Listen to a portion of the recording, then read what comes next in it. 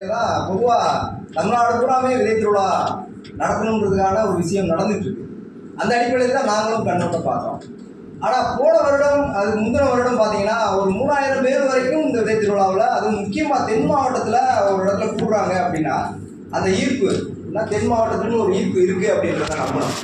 எந்த வகையில் நம்பணும்னு பார்த்தோம்னா, பொதுவாக டெல்டா மாவட்ட விவசாயிகள் தான் விவசாயி, இந்த தென் மாவட்டத்தில் இருக்கவங்களாம் விவசாயியாகவே கருதுறதே இல்லை. ஏன்னா இவங்க தான் உழைக்கும் மக்கள்னு சொல்லக்கூடியவங்க. வேர்வைன்னா என்னன்னு தெரியும் அவங்களுக்கு. அப்படி ஒரு கஷ்டப்படுற மக்கள் யாருன்னு கேட்டால் அந்த தென் தமிழகத்தில் இருக்கக்கூடிய இல்லைன்னா தென் மாவட்டங்களில் இருக்கக்கூடிய விவசாயிகள். அவங்க இயற்கை விவசாயிகள்னே சொல்லலாம். என்ன காரணம்னு கேட்டால் பெரும்பாலும் மானம்பாத்த பூமி தான் அதிகப்படியான இருக்கக்கூடியது. அந்த மானம்பாத்த பூமியிலையும் 6 மாதம் சும்மா கிடக்கும், 6 மாதம் வெள்ளாமல் இருக்கும்.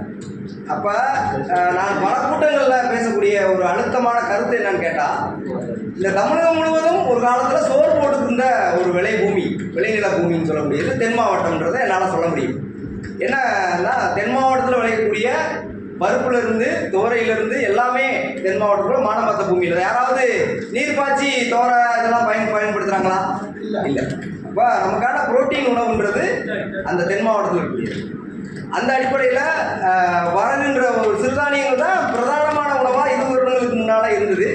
அது விளைந்த பூமின்னு பார்க்கும்போது அது தென் மாவட்டம் தான். அப்போ அந்த தென் மாவட்டத்தை மையப்படுத்தி நம்ம ஏன் ஒரு விதை திருவிழா ஏற்பாடு பண்ணக்கூடாதுன்றதுக்கு அடிப்படையில் நாங்கள் இந்த தென் மாவட்ட இயற்கை விவசாயிகள் கூட்டமைப்பு அடிப்படையில் விதை திருவிழா நம்ம நடத்தினோம். அந்த நிகழ்வினுடைய முதல் நம்ம அங்கே 4வது விதை திருவிழா அரசு கல்லூரி கப்பலூர் நடத்தணும். அதில் 3000 பேர் கலந்துக்கிட்டாங்க. 3000 பேருக்கான விஷயங்கள் நம்மளால் செய்ய முடியும். அதனுடைய அடுத்த கட்ட நிச்சயங்களுக்கு ஒரு பெர்மனண்டான இடம் கிடையாது.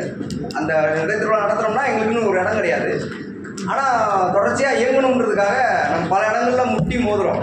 இங்கே அரசு இன்ஸ்டியூஷனில் தான் நடத்தணும்னு சொல்கிறோம். ஏன்னா ப்ரைவேட் இன்ஸ்டியூஷன் நிறைய பேர் பணமும் செலவழித்து எங்களுக்கு இடமும் கொடுக்க தயாராக இருக்கிறாங்க. ஆனால் அதை தவிர்த்துட்டு நாங்கள் அரசோட இன்ஸ்டியூஷனில் நடத்தணுன்றதுக்காக மதுரை காமராஜர் பல்கலைக்கழகத்தை அணுகணும்.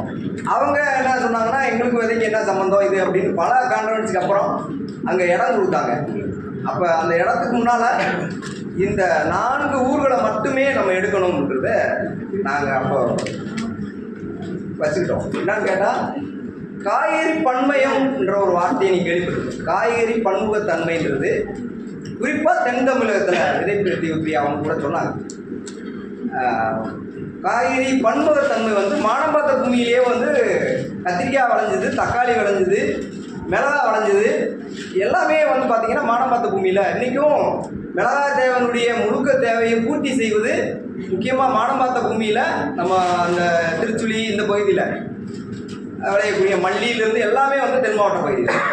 அப்போ இந்த எல்லாத்தையும் நம்ம ஒட்டுமொத்தமாக அந்த விதை திருவிழா நம்மளால் சொல்லிட முடியுமா அப்படின்னா முடியாது.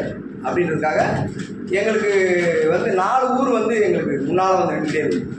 இந்த 4 ஊருக்கு சம்மந்தமாக கடந்த சுந்தர் நம்முடைய விதை பாதுகாப்பில் கூட்டமைப்பு மூலமாக 2 வருடங்களுக்கு முன்னால் ஆய்வு மேற்கொண்டோம். அதில் விதை பிரியா அவங்க, முருகன் சுந்தர் இவங்கெல்லாம் வந்துருக்குறாங்க. நம்ம அக்கா அவங்கெல்லாம் ரொம்ப ஒத்துழைப்பு கொடுப்பாங்க.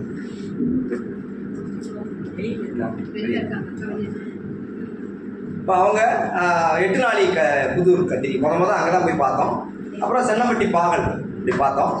அப்புறம் செங்கப்பட வரகு அப்புறம் சேர்த்துக்கிட்டோம். அப்புறம் காரைக்கேணின்னு ஒரு இடத்துல இருக்குங்க. இது என்ன சொல்ல வருது அப்படின்னு கேட்டால், நான் இதை பற்றி விரிவாக பேசுகிறேன். இந்த கடந்து வந்த பாதையை மட்டும் நம்ம சொல்கிறோம். அப்போ அந்த இடத்துல நம்ம போய் நிற்கிறோம் காமராஜர் பல்கலைக்கழகத்தில். அதில் நிகழ்ச்சி நிரலில் விருந்தினர்களுடைய பேர் வருது. அந்த பேருக்குள்ள விதை சம்பந்தமாக இருக்கக்கூடியவங்க யாருமே இல்லை. அப்போ பரூக் சார் நமக்கு அறிமுகம் அவங்க ஆகுறாங்க. ஆகி அவங்க விதை சம்பந்தமாக ஒருத்தவங்க உள்ளே இருக்கணுன்ற அடிப்படையில் தான் அவங்கள நம்ம விருந்தினரில் விதை திருவிழாவுடைய விருந்தினராக நம்ம இந்த விதை மற்றும் அறிவியல் மையத்தினுடைய தலைவர் ஆனந்தி மேடம் மற்றும் இவங்க சுஜாதா மேடமும் 2 பேரையும் நம்ம சிறப்பு விருந்தினராக போட்டோம்.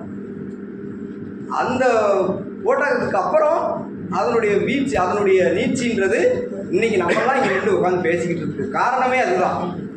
எது காரணம்? அவங்க நம்மளை பற்றி புரிஞ்சுக்கிட்ட விதம், இந்த இதற்குள்ளே இவ்வளோ பயணம் போக முடியுமான்றது. அப்போ புவிசார் இங்கே கருத்தரங்குக்கு வந்த பின்னால், இந்த பயிலரங்கத்துக்கு வந்த பின்னால் நிறைய விஷயங்கள் நம்ம தெரிஞ்சுக்கிட்டோம். விதை சட்டம்னா இவ்வளோ, விதை சட்டத்துக்குள்ளே இவ்வளோ இருக்குதா, விதை சட்டத்தில் என்னென்ன கவனங்கள்லாம் நம்ம பண்ண வேண்டியிருக்கு. அப்போ இதுக்குள்ளே நம்ம பயணம் பண்ணோம்னா நம்ம விதையை பாதுகாப்பு பண்ணுவதற்கு ஒரு சட்ட அங்கீகாரம் என்பது யாரோ கொடுக்குறதில்ல. சட்டம்ன்றது என்னது, நம்மளா வகுத்துக்கிட்டது. அப்போ ஒரு சட்டம்னு ஒன்று இருக்குது, அந்த சட்டம் நம்ம கேட்டதாக இருக்குது. அந்த சட்ட பாதுகாப்பை கொடுக்க அந்த விஷயம் நம்ம வெளியே இருந்தோம்னா தெரிஞ்சுக்க முடியாது. இங்கே வந்ததுனால தான் தெரிஞ்சுக்கணும். இப்போ தென் மாவட்ட இயற்கை விவசாய கூட்டமைப்பின் மூலமாக இது மாதிரி பணி செய்கிறவங்களையும் இணைச்சிக்கிறோம். பணி செய்கிறவங்க யாராக இருந்தாலும் நம்மளோட இணைச்சிக்கிறோம். இதில் வந்து வேற்றுமை, ஒரு புரசல அரசியல் எதுவுமே தேவையில்லை. இங்கே போட்டி பொறாமை எதுவுமே இல்லை.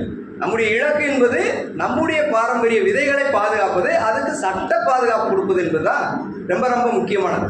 இதில் இங்கே இருக்கிறவங்க யாருக்காவது இதில் ஏதாவது மாற்றுக்கருத்து இருக்குதா? மாற்றுக்கருத்து இருக்கா? இல்லை இல்லை. மாற்றுக்கருத்து இருக்கா இல்லையா? இல்லை. சட்ட பாதுகாப்பு கொடுப்பதன் மூலமா என்னென்ன விஷயம்லாம் நடக்கும்ன்றத நேற்று தெளிவாக பேசினாங்க. ஒரு அரிசி வந்து இன்னைக்கு வந்து 1000 ரூபாய்க்கு விற்கிறாங்க. வெளிநாடுகளில் அது மாதிரி போயிருக்கு. அது மாதிரி ஒரு கத்திரிக்காய்க்கும் இன்னைக்கு 500 ரூபா வரைக்கும் போகும்ன்ற ஒரு வாய்ப்பு சொல்கிறாங்க. அந்த அடிப்படையில் ஒரு இலக்கு என்பது இந்த 4 ஊரை மையப்படுத்தியதான விஷயங்களை நம்ம இந்த கூட்டம், இந்த விதை திருவிழாவில் சொன்னது, அதுக்கப்புறம் அந்த விதை சம்மந்தமானவங்களோட இணைஞ்சிக்கிட்டது, இப்படி பல வடிவங்களில் வந்து எல்லாரும் இணைஞ்சது வந்து ஒரு மிகப்பெரிய மகிழ்வு. இந்த மகிழ்வுக்கு ஒரு முட்டாய் போன ஒரு விஷயம் வந்து என்னன்னு கேட்டால், இன்னும் ஒரு 3 மாதங்கள் இந்த ஒவ்வொரு ஊர்லேயும் இருக்கக்கூடிய, இந்த 4 ஊரில் இருக்கக்கூடிய ஆவணங்களை தொகுப்பது, அதை வந்து பட்டியலிடுவது, அதை வந்து நிவர்த்தி பண்ணுவது. இந்த இலக்கை நம்ம முடிக்கணும்னா ஒரு 3 மாதம் கண்டிப்பாக. இந்த 3 மாத இலக்குன்றது ஏதோ ஒரு குறிப்பிட்ட 4 ஊருக்காக இல்லை, நம்ம பகுதியில் ஒரு 4 ஊருக்கு இதை வாங்கிட்டோம் அப்படின்னா இது அடுத்த கட்டமாக என்ன ஆகும், பரவும். நம்ம சொல்கிற அடித்தரமான கருத்து என்னன்னு கேட்டால், இதோ இந்த 4 ஊரில் தான் இந்த பாரம்பரிய விதை இருக்குன்றது இல்லை.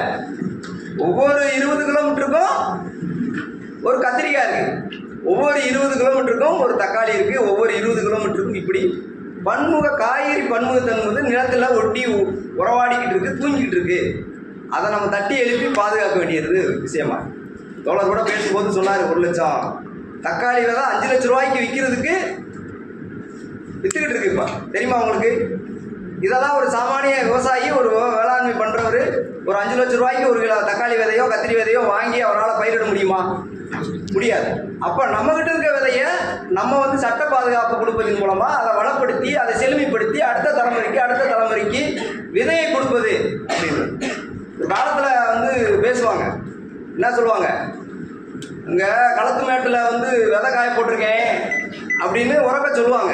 அது காரணம் என்னது, நம்ம வீட்டுக்கு ரத்த உறவுகளில் அக்கா மகளோ யாரும் கல்யாணம் பண்ண மாட்டாங்க. விதையுமே அப்படி இருக்கக்கூடாது, கலப்பாயிடும்ன்றதுக்காக இன்னொரு குடும்ப உறவுகளில் விதையை கொடுப்பது.